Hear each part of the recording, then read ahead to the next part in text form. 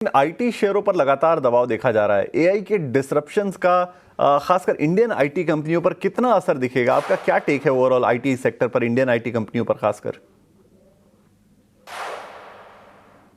देखिए, Nifty IT का अगर हम देखें तो 35% गिरा है अपने 52 वीक हाई से। और वही एक चीज़ आंकड़ा जो है बाकी सारे कंपनीज में भी देखने को मिल रहा है। अगर आप देखें कोफोज को देखें या फिर विप्रो को देखें, टीसीएस को देखें, कोफोज जो है 39% गिरा है 52 वीक हाई से, विप्रो जो है 38% गिरा है, टीसीएस 38% गिरा है, इन्फोसिस 34% गिरा है। तो सारे इंडेक्स तो 35% से ज़्यादा गिरा है और ये कुछ स्टॉक्स हैं कुछ ज़्यादा ही हाई गिरे हैं। अगर हम देखें तो 2-3 स्टॉक्स हैं जो कम गिरे हैं, वो है एचसीएल टेक जो कि 25% गिरा है, और एम्फोसिस और टेक महिंद्रा जो 26 और 27% गिरा है। पर ये गिरावट है, और ये गिरावट का कारण ये है कि आपका जो रेवेन्यू प्रोजेक्शन है या रेवेन्यू विजिबिलिटी है, स्ट्रीट मानने को तैयार नहीं है कि ये रेवेन्यू आगे जाके बढ़ेगा। कंपनीज अभी भी ये कह रही हैं कि उनका ग्रोथ होगी। कंपनीज ये भी कह रही है कि वो अपने मॉडल्स को अडेप्ट कर रहे हैं एआई के थ्रू, और उसके लिए उनको एआई के ऑर्डर्स मिलेंगे। अगर हम देखें कल का नैसकॉम का अगर आंकड़ा देखें हम, तो 316 बिलियन डॉलर्स का उन्होंने कहा है कि FY26 का रेवेन्यू रहेगा।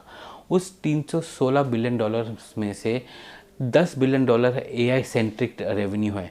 तो आप ये देखिए कि लगभग हम कह रहे हैं कि पूरे आईटी कंपनीज के 3 से 4% के रेवेन्यू जो हैं, जो आज की डेट में एआई से आ रहे हैं। जब तक ये रेवेन्यू ऊपर नहीं जाता, आपका 15, 20 या 25, 30% नहीं होता, तब तक स्ट्रीट को ये अनुमान लगाना या स्ट्रीट को ये विश्वास आना कि आईटी कंपनीज इस एआई स्केयर ट्रेड जिसको कहते हैं उससे बाहर उभर पाएगा, वो मुश्किल है। और वही हो रहा है इस मार्केट में कि आप लोग स्टॉक्स बेच रहे हैं। अगर हम देखें तो अभी अप्रैल जैसे ही आएगा, आपको देखने को मिलेगा कि काफ़ी सारे आईटी कंपनी अपने बायबैक्स लेकर आएंगी। तो वो भी एक तरह से सपोर्ट है मार्केट के लिए, क्योंकि आपका जो बजट का जो अनाउंसमेंट था बायबैक का, वो अप्रैल 1 से इम्प्लीमेंट होता है। तो बायबैक्स जो होंगे अभी आपको मार्च के महीने में, मार्च मिड में अभी शुरू होने अनाउंसमेंट आने शुरू हो जाएंगे, और बायबैक्स जो होंगे अप्रैल में आएंगे, जिसके तहत थोड़ा बहुत सपोर्ट आने की उम्मीद है। बट फंडामेंटल क्वेश्चन तो वही है कि रेवेन्यू कैसे यहाँ से आगे बढ़ेगा।